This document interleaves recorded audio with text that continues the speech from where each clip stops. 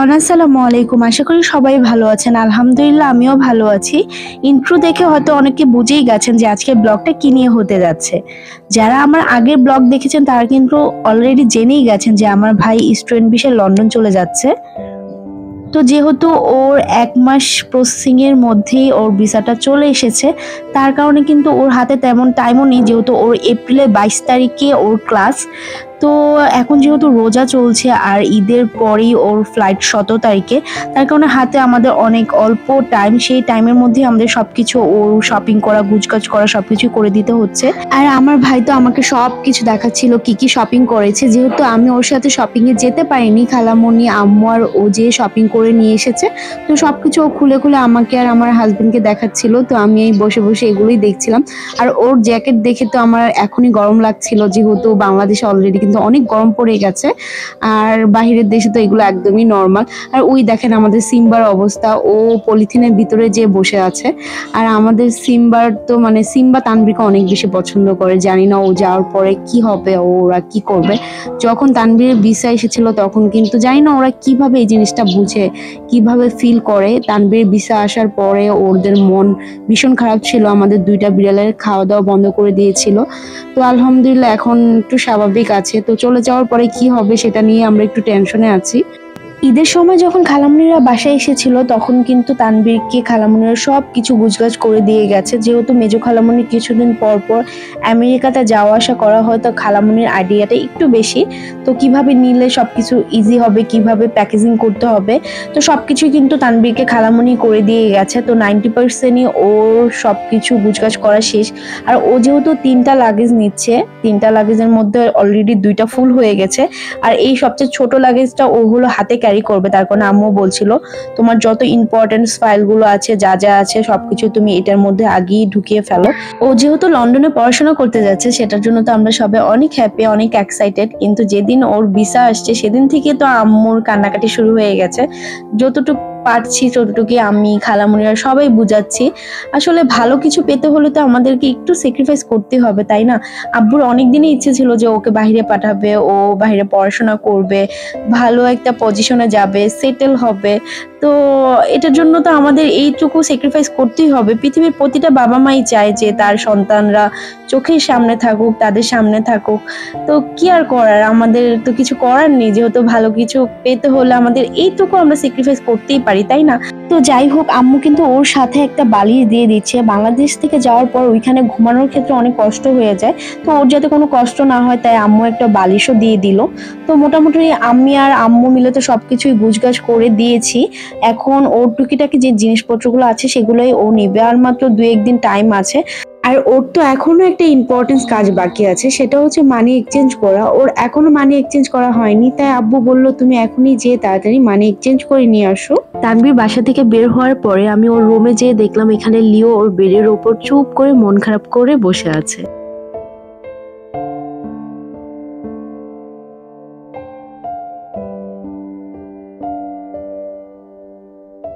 Money exchange করে তানভীর বাসায় চলে এসেছে। আর এখানে কিন্তু 1500 পাউন্ডস আছে। যেহেতু তানভীর বাংলাদেশের সব কাজ কমপ্লিট, এখন ওর যে লাগেজগুলো আছে ফাইনালি এগুলো লক করে ফেলবে।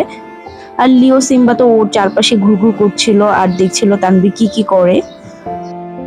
আর এই হচ্ছে আমাদের সিম্বার অবস্থা। সারাদিন পর তানভীরকে পেয়েছে, যেহেতু তানভীর আজকে বাসায় ছিল না। তো এখন তানভীরকে পেয়ে ওর হাতের উপরেই চুপ করে ঘুমাচ্ছিল। তো হয়তো ও বুঝতে পেরেছে যে তানভীর কালকে চলে যাবে।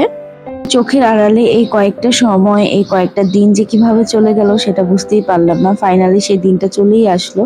তো চলে যাওয়ার আগ মুহূর্তে ওকে আম্মু খাইয়ে দিচ্ছিল, কারণ ও কোথাও যাওয়ার আগে কখনোই খেতে পারে না। আর আজকে তার এত পছন্দের জিনিস রান্না করা হয়েছে, তারপরও সেগুলো কিছুই খাবে না। তো আম্মুকে বলছিল আজকে তার নাকি লাউ আর ডিম খেতে ইচ্ছে করছিল, অথচ তার কিন্তু অনেক বেশি পছন্দ হচ্ছে গরুর মাংস, কিন্তু গরুর মাংস কিছুই খেতে পারছিল না। তো আম্মু জোর করে অল্প করে তাকে ভাত খাইয়ে দিল। তো এইখানে যেহেতু তানভীর বের হয়ে যাবে, আমরা সবাই বের হয়ে যাব, 12টা অলরেডি বেজে গেছে। তো এখন লিও সিম্বার জন্য অনেক মন খারাপ করছিল। একদম ছোট্ট যখন সিম্বা ছিল তখনই আমরা এই সিম্বাকে এনেছি। তো তানভীর ওদেরকে অনেক আদর করছিল। আমার তো দেখে অনেক খারাপ লাগছিল, কারণ আমি বুঝতে পারছি যে লিও সিম্বাকে তানভীর অনেক মিস করবে। যখন আম্মু আর আমি বাসায় না থাকি তখন লিও সিম্বা তানভীরের কাছেই থাকে, সারাদিন ওর পিছনে ঘুরঘুর করে। তো তানভীর অনেক মন খারাপ করছিল, অনেকক্ষণ ওদেরকে আদর করছিল, বুঝাচ্ছিল। আর এই তো আমরা এখন সবে বের হয়ে যাব। আর তানভীরের ফ্লাইট হচ্ছে ভোর 5:40-এর দিকে। এখন কিন্তু অলরেডি 12টা বেজে গেছে, তার কারণে এখন আমরা সবাই বের হয়ে যাচ্ছি। তো আল্লাহর নাম নিয়ে বিসমিল্লাহ বলে আমরা সবাই এখন বের হলাম। যেহেতু আমাদের বাসা আশুলিয়াতে, আর এখান থেকে কিন্তু এয়ারপোর্ট যেতে বেশি সময় লাগবে না, আর রাতের বেলা তো কোনো ট্রাফিকই থাকে না, তো খুব ইজিলি আমরা চলে যেতে পারবো। আর এইদিকে আম্মুর অবস্থাও ভালো নেই, আম্মু কান্নাকাটি করে আম্মুর অবস্থা খুবই খারাপ হয়ে গেছে। সেই দুপুর থেকে শুরু করেছে, কোনোভাবে আম্মুকে বোঝাতে পারছিলাম না, কোনোভাবে সান্ত্বনা দিতে পারছিলাম না। আসলে কিভাবে দিব, ছেলে চলে যাচ্ছে, সেখানে আসলে সান্ত্বনা দেওয়ার মতো আমার কোনো ভাষা নেই। তো টেনশন হচ্ছিল যে তানভীর চলে যাওয়ার পর আম্মু না অসুস্থ হয়ে যায়। বারবারই দোয়া করছিলাম আল্লাহ আম্মু যাতে স্ট্রং থাকে, আম্মু যাতে সুস্থ থাকে। একটা সময় হয়তো আমরা এভাবে আমাদের ফ্যামিলি মেম্বারকে এয়ারপোর্টে দিয়ে এসেছি, নিয়ে এসেছি, বাট দেখেন আজকে আমার ভাইকে দিয়ে আসার জন্য যাচ্ছি। আমার ভাই কখনোই একা ফ্যামিলিকে রেখে এত দূরে আর এভাবে কখনোই থাকেনি। তো আমি বারবারই চিন্তা করছিলাম যে ও কি একা পারবে সবকিছু করতে, একা সবকিছু হ্যান্ডেল করতে পারবে নাকি। তো এগুলো চিন্তা করতে করতেই না আমার খুব খারাপ লাগছিল। তো যাই হোক, তারপর আমরা চলে এসেছি উত্তরাতে, যেহেতু এখানে আমার 2টা খালামণি আছে, আর বড় খালামণি যেহেতু উত্তরাতে, তো খালামণির সাথে দেখা করার জন্যই চলে আসছি। আর এখন কিন্তু অলরেডি 1:30 বেজে গেছে।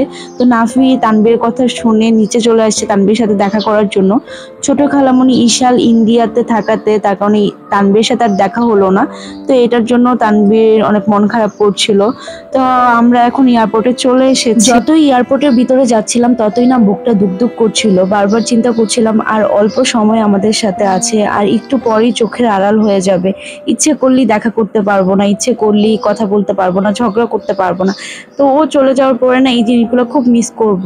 আর খালামণি দেখেন কিভাবে ভিডিও কল দিয়ে কান্নাকাটি করছিল। আর আম্মুর কথা কি বা বলবো, আম্মুর অবস্থা খুবই খারাপ হয়ে গেছে, আম্মু কান্না করতে করতে একদম অসুস্থ হয়ে যাচ্ছিল। তো তানভীর টাইম কিন্তু অলরেডি হয়ে যাচ্ছিল, তারপরও তানভীরকে কোনোভাবে আম্মু ছাড়ছিল না। একজন সন্তান মায়ের চোখের আড়াল হওয়া, এটা যে কতটা কষ্টের শুধুমাত্র সেই মাটাই বুঝবে। প্রতিটা বাবা মাই তো চায় যে ছেলে মেয়ে তার চোখের সামনে থাকুক। তো আসলে এই যে স্যাক্রিফাইস গুলো করছে হয়তো বা ভালোর জন্যই করছে, তাই না? তো আসলে কিভাবে বুঝাবো, কিভাবে সান্ত্বনা দিব, সেই ভাষা আমাদের কাছে ছিল না। তারপরও বুঝাচ্ছিলাম।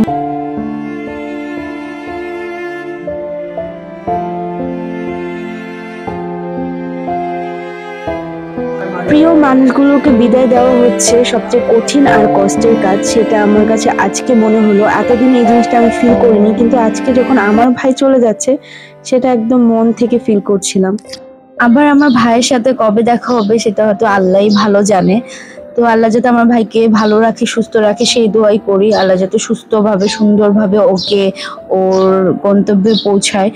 তো চলে যাচ্ছিল আর বারবারই বুকটা ফেটে যাচ্ছিল।